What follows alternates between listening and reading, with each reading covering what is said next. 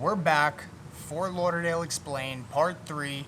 Today we're talking about South Fort Lauderdale.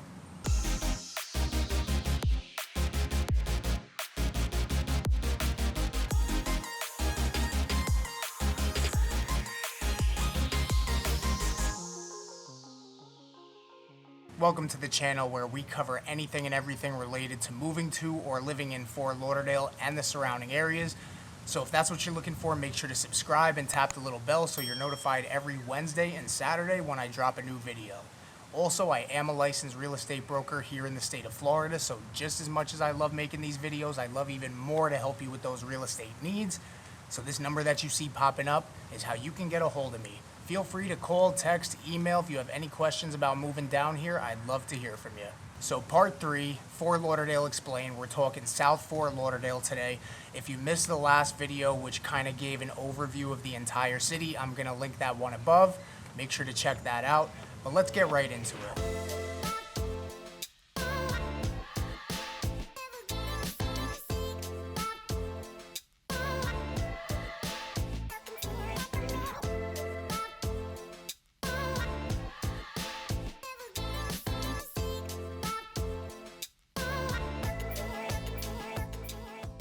So as always, when we talk about these certain areas, we really look at 4 different criteria, which is going to be the proximity. So drivability, walkability, how close it is to the beaches, other cities, airports, stuff like that. The second criteria is going to be style, which is going to be the style of the area. What's the vibe like? Is it a lot of young professionals? Is it more urban? Is it more laid back? And then the third criteria is going to be size. So that's where we're going to be talking about just the general size of the area, size of the homes, how dense it is. And number 4 is going to be cost. So cost of housing and maybe some hidden costs that might come along with living there. So diving right in, who is South Fort Lauderdale really meant for? Who's the type of person that would love it here? Well, it's probably going to be the type of person who loves a faster paced, more urban type of area that wants to be close to the city and just close to everything. Not necessarily having a ton of walkability, but you just want to be kind of in the middle of it all. It's also great if you love some older style houses, and if you're a boater, it's especially great because you have really quick access to the ocean via the inlet. So just to give you guys an overview, South Fort Lauderdale is everything south of Broward Boulevard. To start off with proximity, you pretty much have everything you need within a few miles. You're 5 to 10 minutes from downtown and Las Olas and the Himmershey district. You're about 10 minutes from the airport and the Port Everglades. You got a massive bright line station right off Broward Boulevard. And one of the best things is you have access to 2 different highways, one that goes north and south and one that goes east and west, which you can't get in the northern half of the city. So this is a big deal, at least to me, because I feel like the lack of highways here is a big reason that there's so much traffic. So you not only have access to I-95 from Broward Boulevard, Davie Boulevard, and Marina Mile, but you also have access to 595 right off US 1, which is going to take you all the way out west through the suburbs, out to Weston, and out to the Everglades, which is also only about a 35-minute drive from the southern half of the city. I also mentioned that if you're a boater, it's a great place because of the quick ocean access. The inlet is right by the Port Everglades, so you can be at the ocean in 5 to 10 minutes. Now, as far as your daily needs like food shopping, gas, and all that other good stuff, restaurants, it's gonna be everywhere. So you have a couple Publix. You have the Publix on Andrews, which is close to downtown. You have a Greenwise, which is downtown, which is like the healthy Publix. You have another Publix on Southeast 17th Street. And you also have the Whole Foods on the corner of 17th and US 1. Just looking at a map, I can show you where 17th and US 1 cross. Those 2 streets are pretty much gonna be where everything that you need is located. You got a ton of good restaurants like Fat Boy Sushi. You have the 15th Street Fisheries, which is down there also. I mean, it'd be a problem if I lived down there because yes, you do have a lot of grocery stores for food shopping, but you have so many options for good food. And I'm not saying the food is better down here than in the northern half of the city, you just have so many more options. Now, as far as walkability goes, this is really going to depend just on which pocket you live in, I guess you could say, which area you live in the southern part of the city, because there are certain areas that are very walkable. Obviously, if you live downtown, it's going to be very walkable. If you live off of Las Olas, it's going to be walkable. Even if you live in one of those neighborhoods like Cooley Hammock, which is a neighborhood of single family homes, which is kind of Las Olas splits it in the middle, it's still going to be pretty walkable because you have the access to Las Olas. Now, the only one downside, in my opinion, about the proximity is the beaches, and they're by no means far away, but it's just the way that you would get to them. So you really only have 2 points of access, which is going to be Las Olas and Southeast 17th Street. So if I pull up a map, I can show you exactly how you would get to the beaches. The problem with Las Olas is just that it gets a lot of traffic. You have to cross the tunnel to get to it, and there's endless construction on that tunnel. And then the problem with Southeast 17th Street is you can see how long the street is and how it kind of wraps around once you cross the bridge.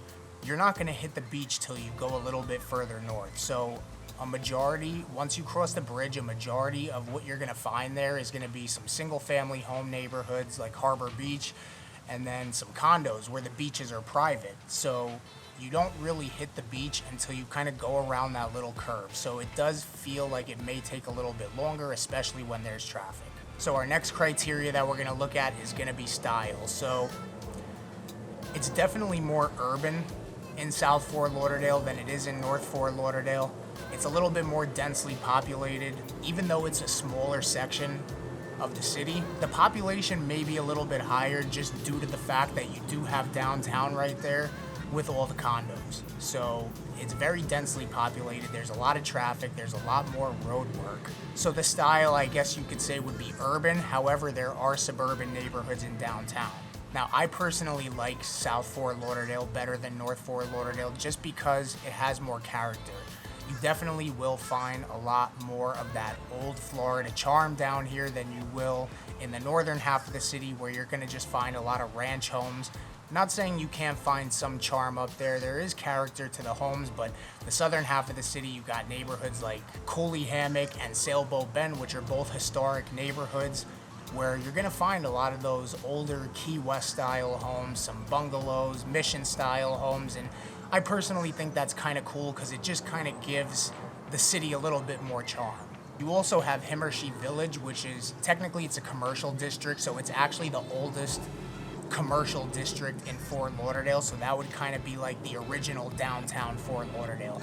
And attached to that, you have the district, which is a whole area of clubs, bars, live music venues, restaurants, so it's a pretty cool area. So this area is also home to some of the most expensive neighborhoods in the whole city. You got Rio Vista, Seven Isles, the Las Olas Isles, Idlewild, just to name a few, and then of course one of my favorites, Cooley Hammock, which isn't one of the most expensive neighborhoods, but it's just the most historic probably.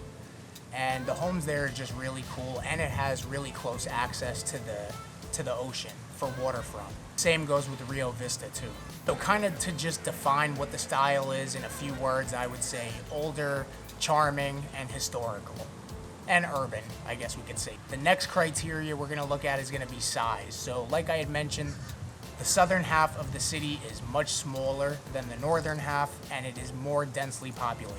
Everything definitely feels like it's much more compact. The houses are closer together, the businesses are on top of each other, and the roads are even smaller in some areas. And as far as the homes go, a lot of your standard homes are going to be much smaller, definitely under 2,000 square feet for an average, but more likely around 1,500. But that's just the majority. Those luxury neighborhoods that I just mentioned before, totally different feel. That's what's going to give you the suburban feel while still being located in the heart of the city. But the one thing that is standard across the board is the lot sizes. Typically, your lot sizes are going to be a lot smaller. Even on a $5 million mansion on the Isles, you're still going to be stacked right on top of your neighbor.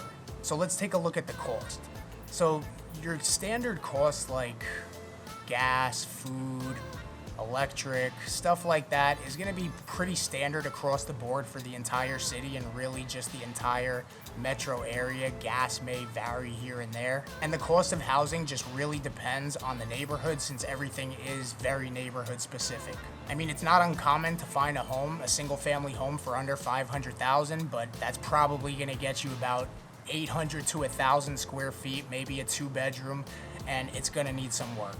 But one neighborhood that I like to refer to people, especially a lot of first-time home buyers that are looking for single-family homes, being close to the city for an affordable price, depending on what you may consider affordable.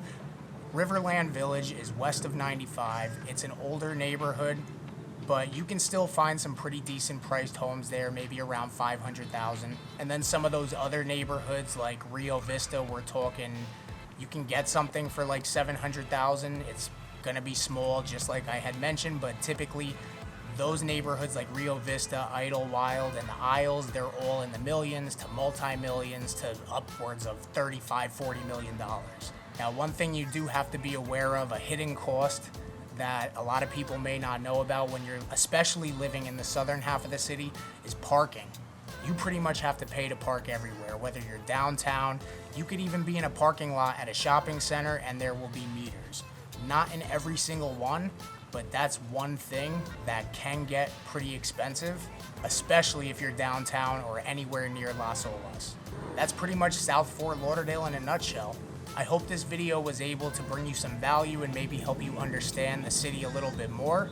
Make sure to subscribe so you don't miss the next video in the series. And if you have any questions or you're planning on relocating out here or anything, I'm leaving my number and email on the screen again. Make sure to reach out to me, and I'll catch you next time.